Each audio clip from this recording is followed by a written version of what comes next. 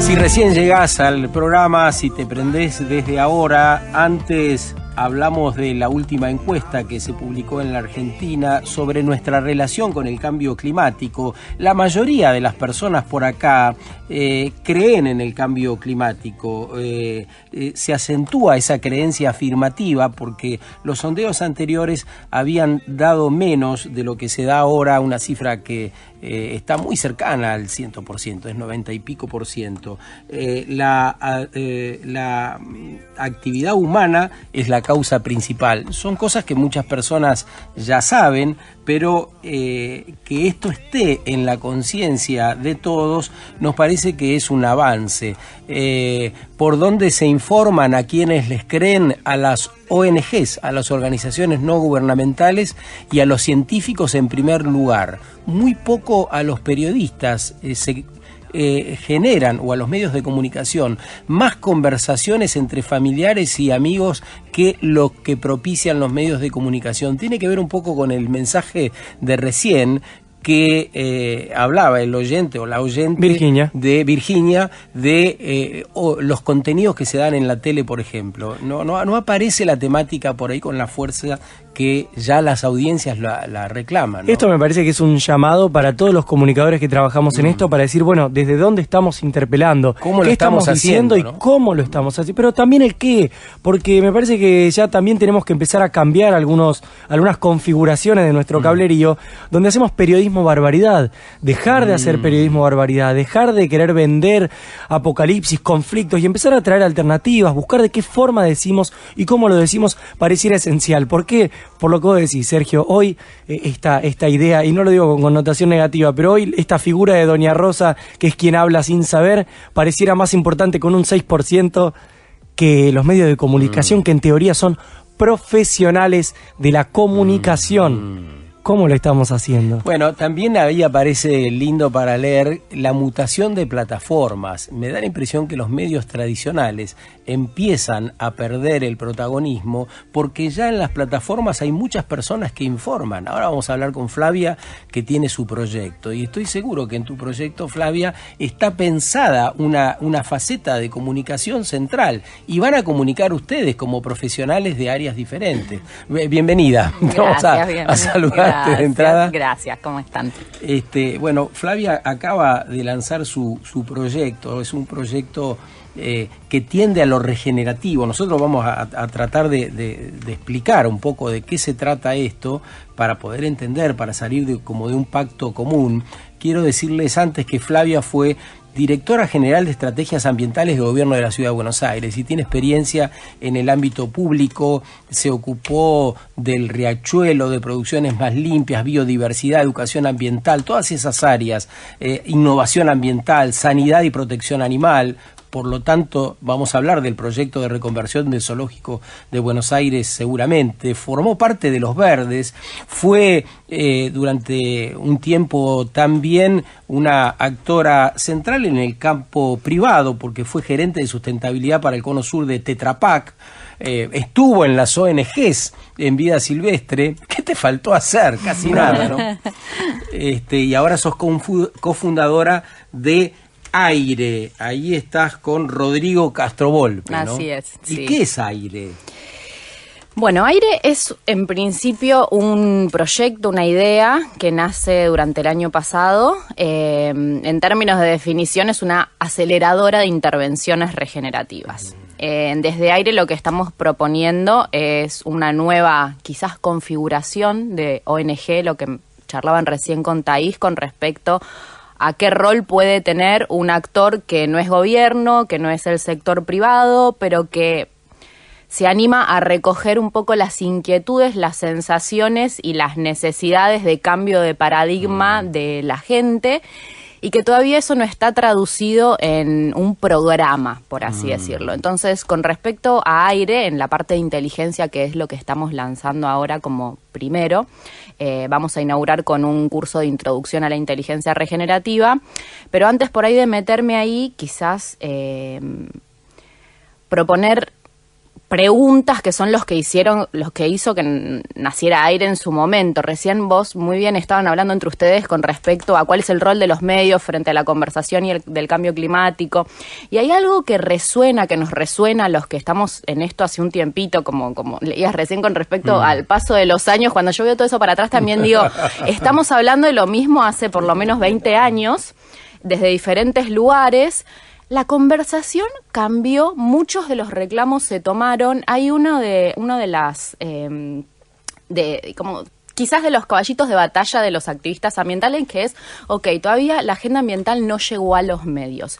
Y es algo en lo que disiento profundamente. Yo creo que, de hecho, ayer conversábamos también en redes con personas que planteaban que desde el discurso quizás del presidente, él enarboló este gran logro, que es la creación de áreas protegidas durante el año pasado, y que en realidad lo tiraba para callar otros temas. Entonces también nos interpela como diciendo que durante muchos años estuvimos luchando porque estos temas que pueden parecer triviales frente al desafío, frente a la economía, frente a la inflación, frente a cómo nos estamos sintiendo todos como ciudadanos, pero en el momento en que llega la agenda somos los primeros en criticar que, se chequeó que ese mensaje fuera real, pero es nimio frente a las otras cosas que no se chequearon. Entonces, ¿de qué estamos hablando? El conocimiento generado alrededor de la agenda ambiental, por ponerle un título, es muy robusto a esta altura del partido. Recién cuando hablaban de la encuesta, yo no podía dejar de pensar en la cantidad de conocimiento científico generado alrededor de el cambio climático. Y realmente estamos en un punto de inflexión en donde toda esa bola gigante de conocimiento que circula no se traduce a un entendimiento real, a entender qué hacer con todo eso. Y no solo qué hacer, sino cómo sentirnos frente a todo eso.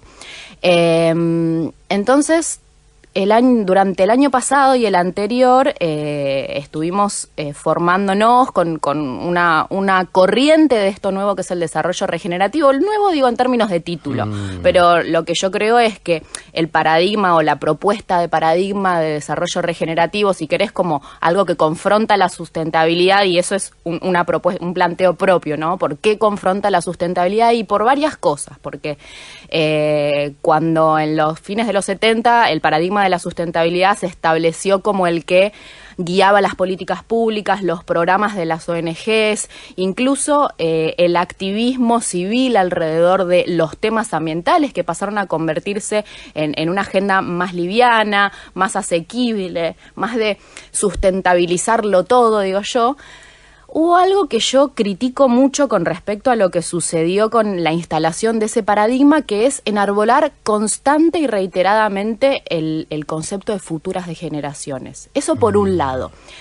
Eso en nuestra cabeza fue permeando de a poco y nos dejó como livianos para poder plantear siempre objetivos hacia adelante. El tema es que es siempre para adelante. Es siempre para adelante. Nunca llegue hacia adelante, nunca es hoy, nunca es ahora. Pero eso es solamente desde quienes propiciaron la corriente de la sustentabilidad, porque las empresas también hablan siempre para adelante. Hablan del largo plazo. Siempre hablan del largo plazo. Totalmente. Y no gestionan con eficacia el corto. Totalmente.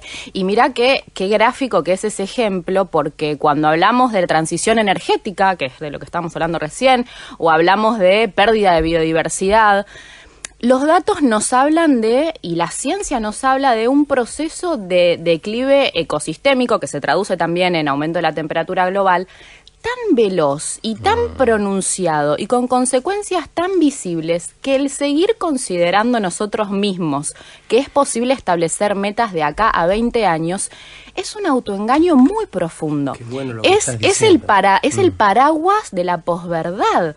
Estamos pensándonos, recién Thaís mencionaba el ejemplo de Costa Rica, ¿no? El plan de descarbonización de Costa Rica, que justo durante el fin de semana lo estuvimos chusmeando. Propone objetivos a relativo corto plazo. Es el más ambicioso de todos los que salió en la región hasta ahora. Y aún así habla de 2050.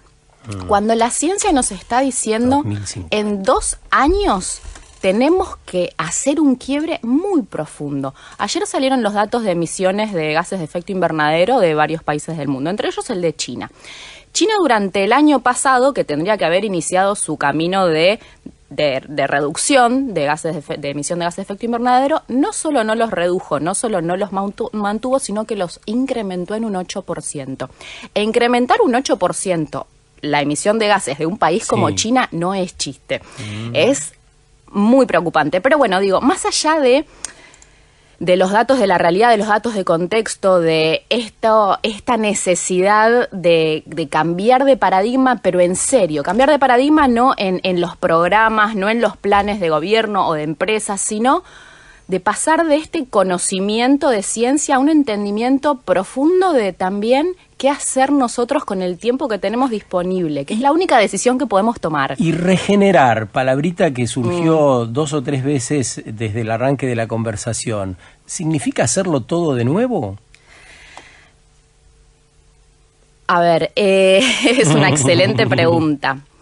Primero, por ahí hago una pequeñita distinción. Nosotros abordamos el concepto de regenerar, de regenerativo, de inteligencia regenerativa, no desde el biológico de restauración ecosistema, ¿no? No es exclusivamente aplicado a la agenda ambiental, que es otro, creo, gran error que desde el activismo ambiental venimos cometiendo, como creer que estamos en este pedacito de la realidad que es la agenda ambiental. Por eso el ecologismo, desde la ecología política, siempre se planteó como una agenda programática que abarcaba todos los aspectos de la vida.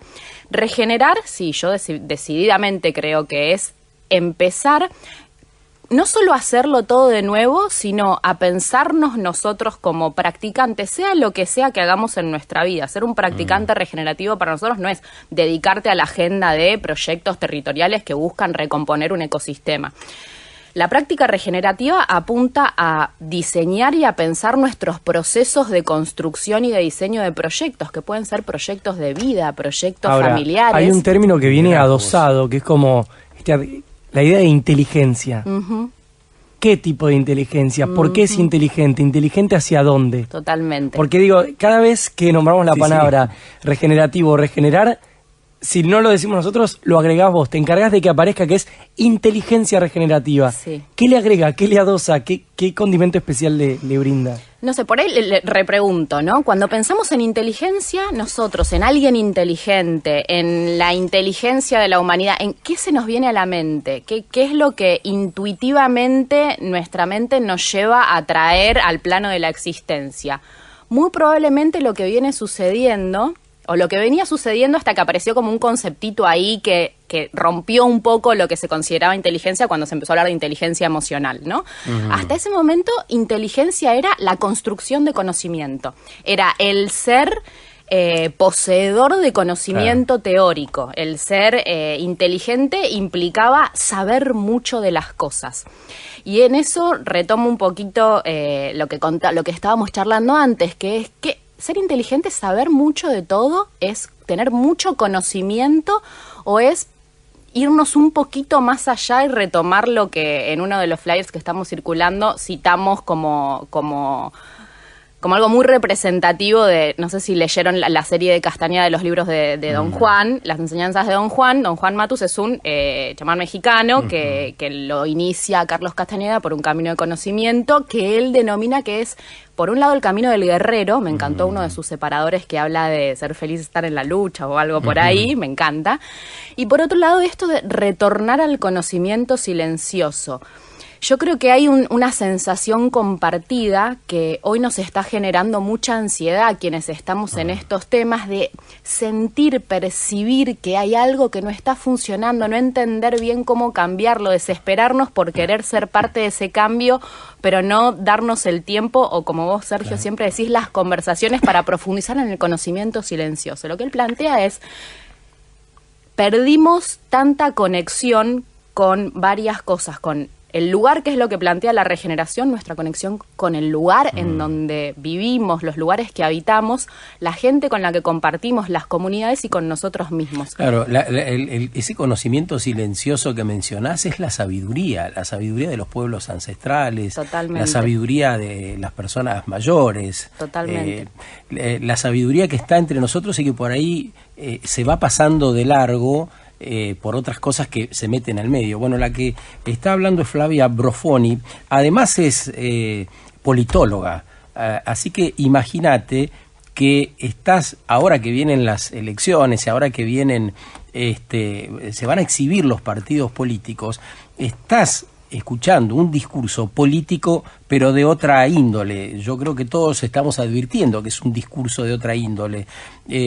Flavia participa de la Red de Innovación Política en América Latina. Déjame que haga una ventana. Sí. ¿Qué es la innovación política hoy? ¿Qué hablamos cuando hablamos de innovación política?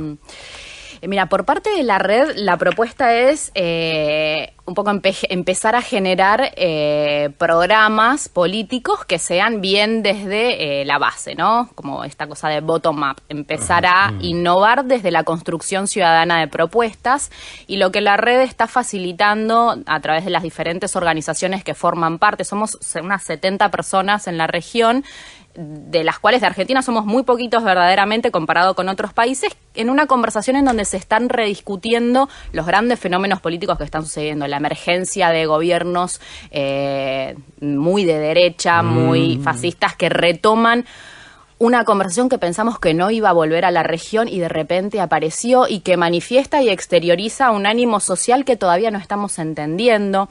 ¿Por qué como le gusta decir a Eduardo Budinas, el teórico uruguayo, por qué los neoprogresismos extractivistas que se fueron del gobierno y que planteaban una agenda discursiva de izquierda profundizaron la crisis ambiental a través de la extracción de recursos para financiar la política? ¿Por qué las propuestas políticas no han logrado dar respuesta a la crisis del paradigma, sino que se quedan en pequeños fragmentos de la realidad y en una conversación muy anclada en políticas viejas?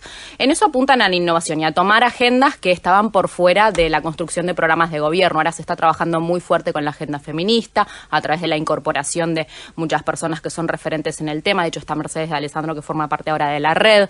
Y la agenda del ecologismo, que es la que yo sigo llevando como bandera, porque soy politóloga y soy profundamente ecologista. ¿Qué significa ser profundamente ecologista? Esto está en tu cuenta de Twitter. Mira, ¿te acordás que cuando empezamos hace ya unos 9 años, con lo que en su momento eran los Verdes, y Carlos Merenson daba los cursos de introducción a la ecología política, muy capo, él hablaba siempre de por qué diferenciar tan tajantemente ambientalismo de ecologismo, ¿no? Y él era en eso muy infranqueable, es como no lo podías correr por ningún lado. Él decía, ser ambientalista es una forma de adjetivar cualquier cosa. Cualquier cosa puede ser ambientalista. Es una forma de adjetivar al capitalismo, al socialismo, a cualquier expresión política. Ser ecologista es, primero, tomar a la ciencia como la guía para la construcción de políticas públicas, entender que vivimos en un planeta finito, con disponibilidad de recursos finitos, y a partir de eso pensarlo todo de nuevo, y posicionarnos en un lugar que no es ni de izquierda ni de derecha, sino que cuestiona profundamente el modelo de producción y consumo, el del crecimiento.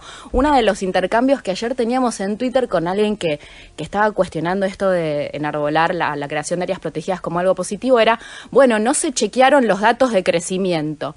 Y yo ahí me repregunto una vez, 2, 3, 4 veces, ¿cuán importante es el dato de crecimiento económico en términos porcentuales? ¿Cuál es el crecimiento? ¿Crecimiento es lo mismo que desarrollo, que buen desarrollo, como dicen algunas corrientes? Y seguimos reproduciendo. Sí, me parece que en lo que digo, se me despiertan distintas preguntas, ¿no? A raíz de cómo te vamos escuchando. Y cuando decís que el ecologismo lo que hace es cuestionar esta forma de producir y de consumir, que no necesariamente es izquierda o derecha, a la vez digo, bueno, pero el consumo el consumo y la producción vienen arraigados al sistema que nos rige, ¿no? Y digo, sobre todo la forma voraz en la que la hacemos, y con esta ecuación de ganancia, ganancia, ganancia, ganancia, maximizar, ¿para qué? Para ganar. ¿Pero para ganar qué? Para maximizar ¿qué? Totalmente. Las ganancias. Entonces, tal vez, desde el ecologismo, digo, hay algo, habrá que encontrar alguna transversalidad para ver de qué manera empezar a interpelar, y que cuando aparezcan, por ejemplo, encuestas como la que hoy nos dio a conocer Thaís, tal vez los números o los resultados sean un poquito más altos en cuanto a cuánta información tenemos, y sobre todo dejar de soñar las cosas a futuro y hacerlas presentes. Porque si no es como, hey, tenemos tan buena información y estamos como revelando qué tan mal está esto y esto otro, y tal vez eso no es lo que nos deja un poquito afuera de los demás, ser como ese paréntesis que nos hace ser como, bueno, allá están los ecologistas, que en algún momento hay que escucharlos de la vida. Totalmente.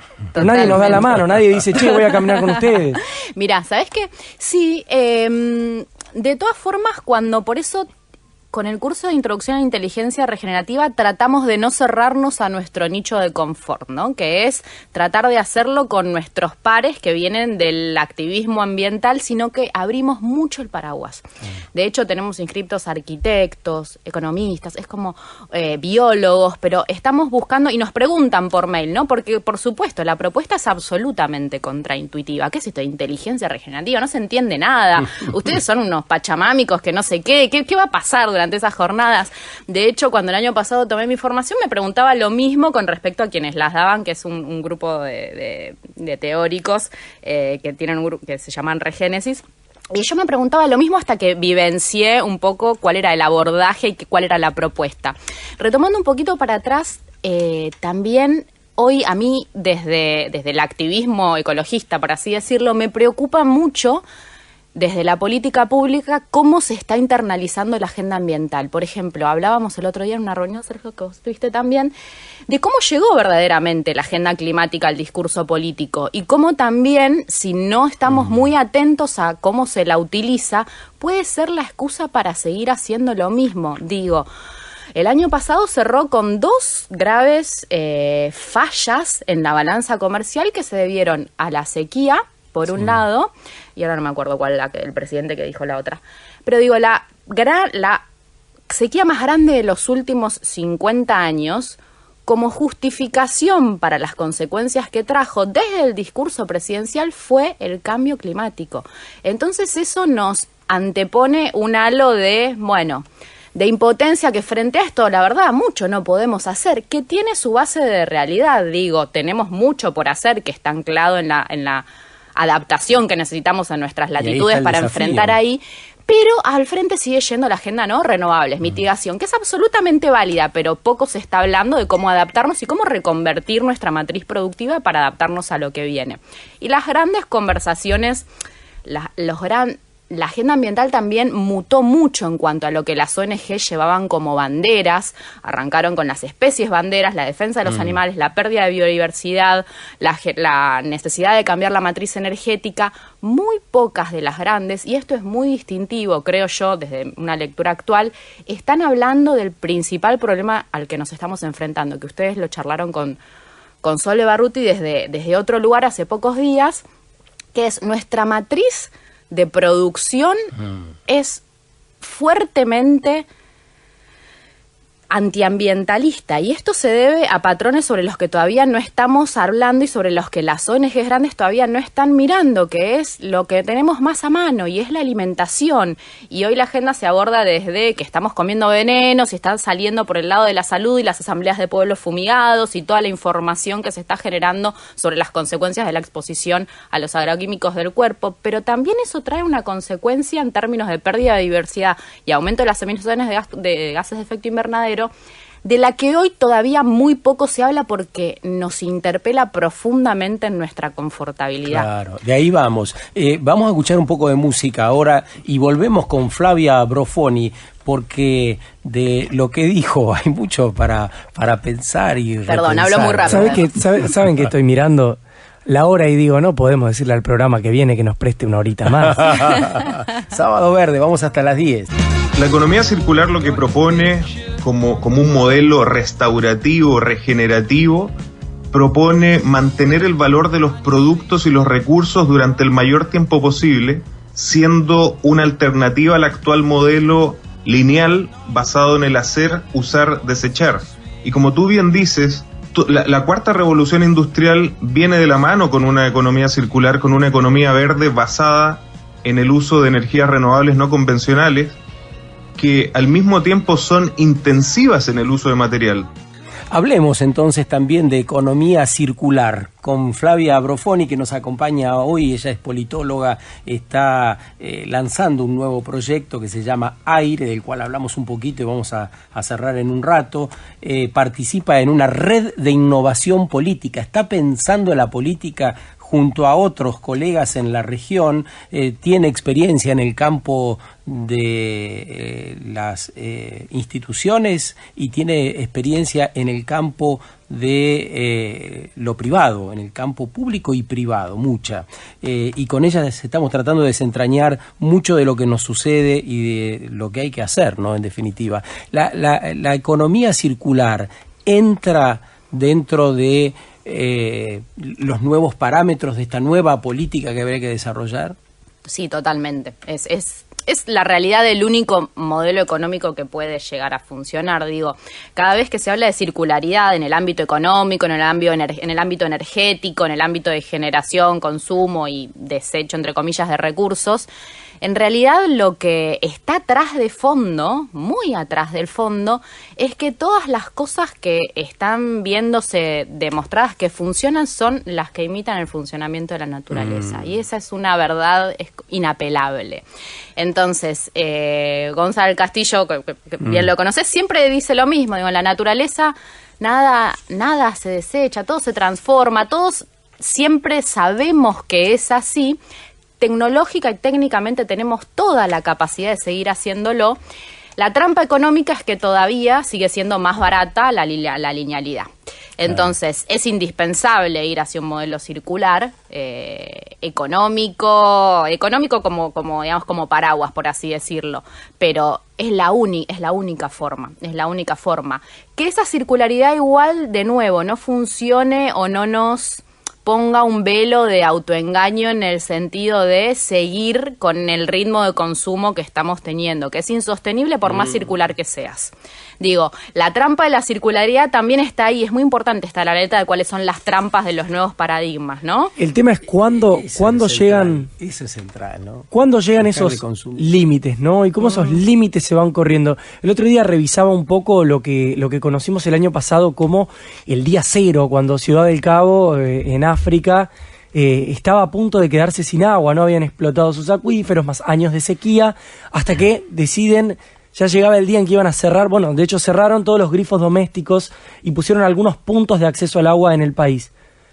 Y claro, viéndose tan apurados porque llegaba ese día y porque ese día llegó, después terminaron modificando todo el consumo de agua y hoy no estamos hablando de Ciudad del Cabo y su falta de acceso al agua. El tema es cuál es el límite para empezar a acceder a ese tipo de cambios. Totalmente. Así es. Juan había preparado una lectura para poder seguir con el intercambio con Flavia Brofoni, que nos acompaña hoy. Estuvimos revisando un tema que una vez al año por lo menos se pone medio en boca de todos, en los medios estuvo siendo levantado también, lo que denominamos como deuda ecológica. Vamos a explicar un poco qué significa. La deuda ecológica lo que hace es calcular cuando nosotros nos excedemos en el consumo de lo que puede producir el planeta Tierra, ¿sí? Eso sería un poco. ¿Cómo se calcula? Bueno, se divide la biocapacidad, que tiene que ver con esto, con la capacidad productiva de la Tierra, con sus recursos naturales, por la huella ecológica, que sería lo que la humanidad consume. Ahora, saltaron algunos datos muy como terribles. ¿Por qué? La biocapacidad sería como terreno de bosques, terreno de pasto, tierra en la que construimos y terreno de pesca. El año pasado, 2018, el 1 de agosto fue como ese día en el que nosotros llegamos, recién a mes 8, teniendo 12 meses el año, llegamos nosotros a consumir todo lo que el planeta podía generar en ese año. Desde 1970 que nosotros venimos consumiendo más de lo que el planeta puede darnos. Y llegamos, como para cerrar este disparador, llegamos a algunos datos, por ejemplo, de que si todos los países consumieran como Estados Unidos, necesitaríamos 5 planetas Tierra. Si todos los países lo hiciesen como Australia, un poquito más de 4 planetas Tierra. Y así podemos seguir hasta, por ejemplo, nombrar Suiza, que uno dice, bueno, los países escandinavos, nórdicos, que tienen otro tipo de política, que tapan con sábanas los glaciares para conservarlos. Bueno, casi 3 planetas Tierra. ¿Qué está pasando? ¿Qué estamos haciendo? ¿Estamos regenerando los espacios? Totalmente, es parte de lo que todo, bueno, como decía en su momento Pancho Ibáñez, todo tiene que ver con todo en este mundo, claramente es otro de los principios del desarrollo regenerativo, todo está interconectado, verdaderamente interconectado. La deuda ecológica, o lo que nos costó mucho traducir, me acuerdo en su momento en Vía Silvestre, porque globalmente es el Overshoot Day, es el día del año en donde no solo hemos consumido todos los recursos, es una palabra que a mí me molesta bastante, pero es así, que el planeta nos brinda, sino que también nos excedimos en nuestra capacidad de generar desechos. Digo, la biocapacidad es la disponibilidad de recursos más la absorción de impactos. Eso es muy importante, porque no es solamente lo que consumimos, sino cómo nos paramos frente a lo que genera ese consumo en cuanto a desechos. Y ahí volvemos a la circularidad. Y por más, el ejemplo que dabas recién, Juan, de Suiza, es espectacular porque es un país... ¿El de los glaciares tapados? Sí, el de los glaciares tapados y el de, bueno, vemos a algunos países como espectaculares, importan basura para generar energía porque ya se quedaron con capacidad obsoleta y yo qué sé. Pero hay un dato que ningún modelo cuestiona y que ni siquiera desde la agenda de la sustentabilidad con la famosa 3R, que después fueron 4, que después fueron 5, se fue al hueso, que es el consumo. La sobreproducción y el consumo. Y ahí, volviendo a la agenda ecologista un poquito, hay un programa de política pública muy interesante que desarrollaron los Verdes Españoles, una agrupación que se llama EQUO, de la cual está al frente como representante en el Parlamento Europeo Florent Marcellesi, que dijo, bueno, venimos hablando de esto los ecologistas desde hace ya unos cuantos años. Los años 70 son un punto de inflexión enorme para mí en la crisis de percepción que estamos viviendo, porque es el año desde que se empieza a monitorear la biocapacidad planetaria. Es un estudio que se hace desde los 70 entre WWF, la Organización Zoológica de Londres, validado por muchas universidades, que todos los años saca un libro que se llama The Living Planet Index, en donde se pone el índice de biocapacidad y cómo el declive ecosistémico que se produce desde esa década. Los últimos 50 ya casi años. Durante los últimos 50 años se produjo una aceleración tan violenta en el declive ecosistémico. Estamos hablando de que hemos extinguido casi el 80% de las especies del planeta, de mamíferos, ¿verdad? De mamíferos vertebrados. En 50 años. Esto dio paso a una nueva conversación en el ámbito científico de geólogos fundamentalmente, que es, ¿cómo vamos a bautizar esta nueva era? Esta nueva era en donde por primera vez una sola especie transformó la superficie planetaria, dando lugar al desencadenamiento de fenómenos planetarios que no teníamos idea que podían suceder por nuestro impacto. Esto es el antropoceno, ¿no? Es una palabra que a mí me gusta mucho porque engloba realmente todo, ¿no? Es como estamos todos bajo el título y todos muy urgidos hoy en la agenda ambiental con el cambio climático, y me preocupa también dejar de mirar las otras, ¿no? Que la pérdida de biodiversidad es muy tremenda, y estamos como emisiones y solamente con esa agenda. El antropoceno es una transformación tan profunda de la planeta Tierra que nos interpela mucho, y en el caso, volviendo a tu pregunta, Juan, y al caso Suiza y la deuda ecológica es imposible tener perspectiva estando acá del nivel de impacto que estamos teniendo. Hace poquito terminamos de ver una serie muy interesante de Nat Geo que la recomiendo, que se llama One Strange Rock, la que conduce Will Smith. Y en un momento ellos introducen sobre el final un concepto que yo no lo conocía y estuve investigando mucho durante este último tiempo, que es un fenómeno psicológico llamado efecto perspectiva. Aparentemente, cuando en el año 79 vuelven los astronautas vuelven los astronautas de la misión Apolo 11, sacaron esa primer foto desde el espacio de la Tierra, la que todos conocemos, el planeta visto por primera vez desde el espacio. Y eso le provocó a ellos, una vez regresados a Tierra, de hecho fueron parte de un estudio psicológico bastante profundo sobre cómo les había cambiado la vida, la percepción, la perspectiva, a través de ver a la Tierra como un ser vivo absolutamente interconectado y que respira. La descripción y los testimonios de muchos astronautas que estuvieron orbitando la Tierra en la Estación Espacial Internacional, que está a 400 kilómetros de la Tierra, ni siquiera se tuvieron que ir a la Luna.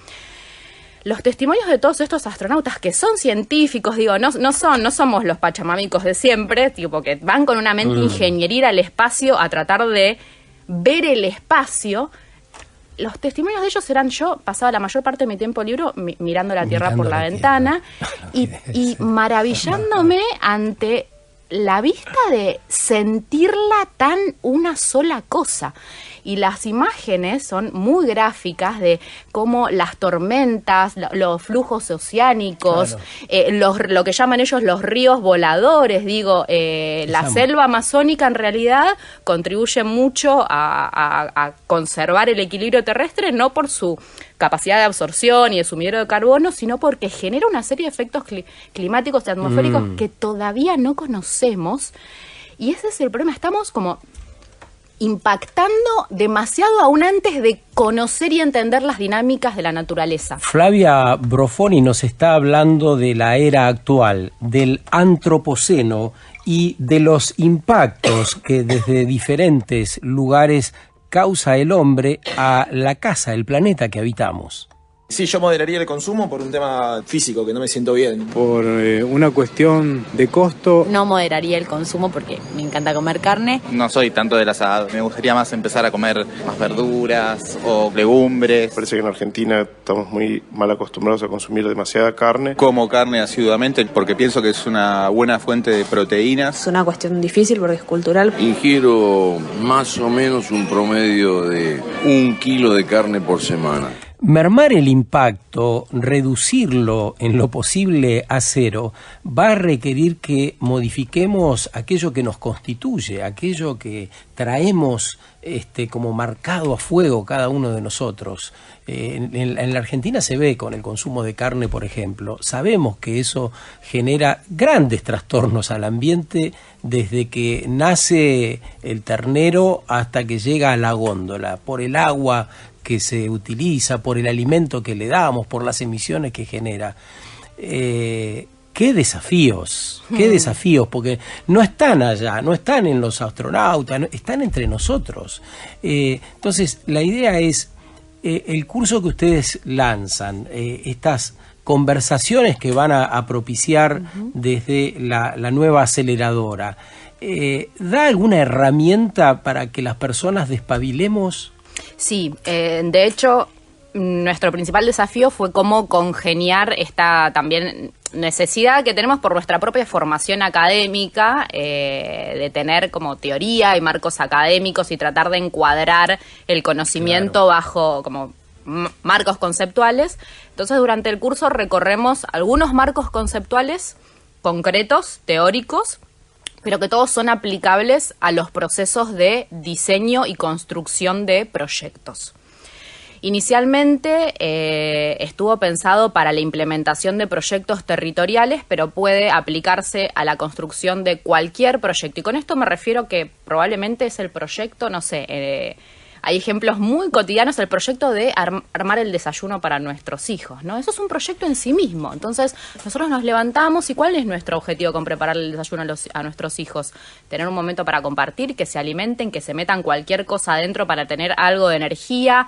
Es un momento de inspiración para afrontar el día con acompañamiento familiar. Eso es un proyecto en sí mismo. Y el cómo diseñamos nuestra cotidianeidad también es algo de lo que habla el curso. Entonces tenemos un primer módulo que es más teórico, introduce estos conceptos macro de biocapacidad, desarrollo regenerativo, nos hace estas preguntas con respecto a qué es lo que creemos que está funcionando mal, el cambio sistémico. Nosotros, y sobre todo en Occidente, estamos todos formados académicamente bajo un paradigma mecanicista en donde hemos segmentado, incluso se dan las especialidades profesionales en la medicina, se particularizó y se segmentó tanto la especialidad profesional que hemos dejado de ver el todo. Exacto. En todos nuestros aspectos de la vida fuimos al hueso de buscar la última célula que, y abordamos desde la escuela de Fritjof Capra, del pensamiento sistémico, de la teoría de sistemas, un nuevo modelo de pensamiento. Esa es la primera sesión. Y después recorremos 3 módulos que tienen que ver con con esta conexión y qué marcos nos pueden ayudar a atravesar más conscientemente los procesos de diseño de proyectos en relación con, por un lado, en los lugares que habitamos, el lugar, descubrir cuál es su esencia, identificar los potenciales, entender cómo nosotros somos parte de una vocación colectiva, que en pos de realizarnos personalmente hay algo que desde afuera nos llama y que nos pide que esa vocación responda a otra cosa, como decía Aristóteles, ¿no? Mi vocación está en donde el mundo me está llamando a estar también. Ahora, mientras te escucho me pregunto lo siguiente, ¿no? ¿Cómo puede estar repercutiendo esto en cualquier casa, en cualquier colectivo, cualquier taxi, lo que fuere? Y digo, escucho a Flavia, compro, excelente oradora, compro, me encanta lo que está diciendo, habla también de interpelar emocionalmente, compro, me gusta lo que dice inteligencia, compro, regenerativo, compro, diseño, compro, proyectos, hasta en el desayuno. Ahora, estos cursos, estas capacitaciones, ¿la puede hacer cualquiera o yo tengo que ser un ingeniero que tenga un proyecto, yo tengo que ser un periodista especializado en medio ambiente que tiene ganas de, o esto lo puede alguien que recién está despertando o alguien que que se empieza a sentir interpelado por este tipo de necesidades? Totalmente. A ver, la verdad es que la urgencia, cierro un cachito con los otros módulos, entonces es el lugar, el trabajo con la comunidad y el último módulo, que es lo que es el gran desafío, es cómo abordar el trabajo personal y cómo quebrar esa frontera en donde cuando se pone en juego lo personal y el cómo uno se desenvuelve en el marco del diseño de proyectos, muchas veces desde la academia, el conocimiento teórico, barrera. Bueno, no, esto es otra cosa, anda al psicólogo o a un taller de autoayuda, o el mundo de la autoayuda se compró como todo el trabajo personal y quedó afuera del diseño de proyectos.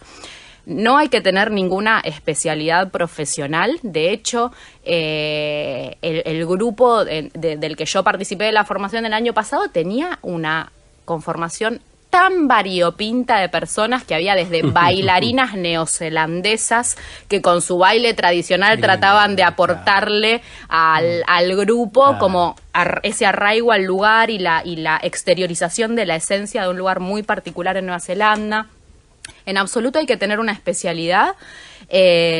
A priori y por nuestra formación que viene en el mundo ambiental, muy probablemente los ejemplos que demos y los abordajes que tengamos hagan más sentido a quienes vienen desempeñándose en el ámbito de la sustentabilidad, por así decirlo, y estén sintiendo que hace falta algo que le dé una vuelta de tuerca más porque las cosas no estén funcionando.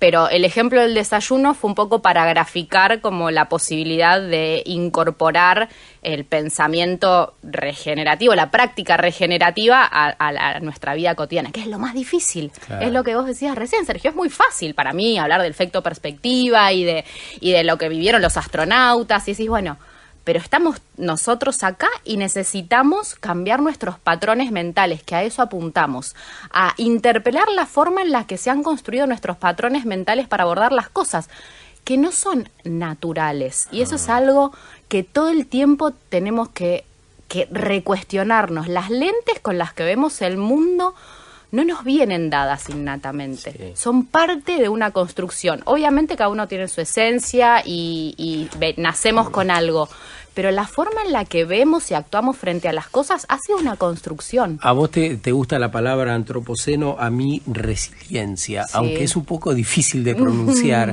es central. Total. Necesitamos ejercer la resiliencia para poder salir de esos modelos mentales, de esas cajas que nos impiden ver justamente esta evolución de la que somos parte, porque me gustaría terminar en ese camino, ¿no? A veces me parece que pasa inadvertidamente la evolución de la que estamos siendo parte, porque si bien hemos mencionado a lo largo de toda la charla un sinnúmero de inconvenientes, también me parece que citado o no aparece esa cosa a la cual la palabra revolucionario le queda chico ya, ¿no? Totalmente. Es disruptivo, es fuerte, es potente. Totalmente. Así que si querés hablar algo de eso y si querés mencionar para vos dónde está el salto de conciencia, dónde podríamos advertirlo, para que si no se nos pase, sería ideal. Si tuviera ese nivel de claridad.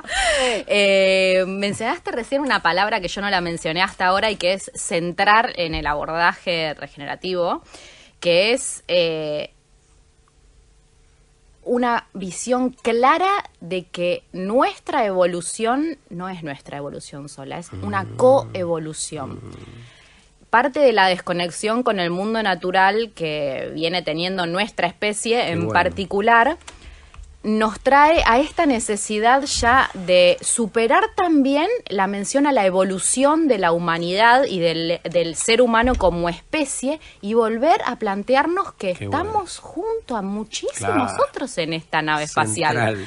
Entonces, trabajar sobre la imperiosa necesidad de coevolucionar nos retrotrae y nos vuelve a la necesidad de bajar a la búsqueda de este conocimiento silencioso, de entendernos como parte y sentirnos verdaderamente parte de algo mucho más grande, en donde, y en esto es una visión, en donde lejos de sentirnos pequeños, inútiles, una gota en el océano, somos actores centrales de esa coevolución. Somos actores centrales de esa coevolución. Y así como hemos tenido la potestad de transformar la superficie terrestre y entrar en la era del antropoceno, eso es prueba suficiente para entendernos con la capacidad de dar vuelta a la tortilla. Digo, yo no soy optimista en cuanto al destino de la especie humana en tanto está planteada ahora, algo fuerte va a pasar.